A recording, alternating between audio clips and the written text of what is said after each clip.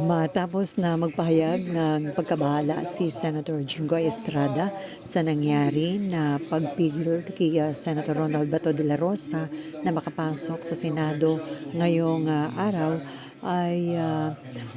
kinuha yung video ng nangyaring habulan sa pagitan ni Senator de la Rosa at mga tauhan ng National Bureau of Investigation. At matapos na ipakita yung video ng ginawang paghabol ng mga tauhan ng NBI kay Senator de la Rosa, hiniling ni Senator Rodante Marcoleta na isailalim sa protective custody ng Senado si de la Rosa, bagay na agad na pinagbigyan ni bagong Senate President Alan Peter Cayetano.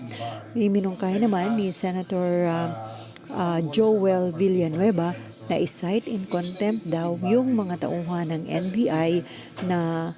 nagpigil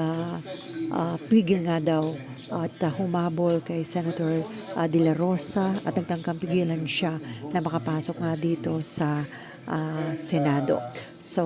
pinakita yung video sa session hall para hayaan na daw yung mga miyembro ng Senado na maghusga sa nangyaring insidente ngayong hapon.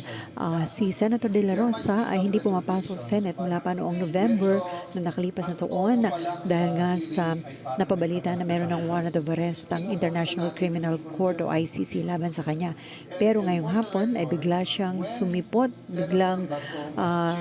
nagpakita dito sa Senado para siya yung maging pang-13 senador para sa ginawang pagpapatalsik sa liderato ni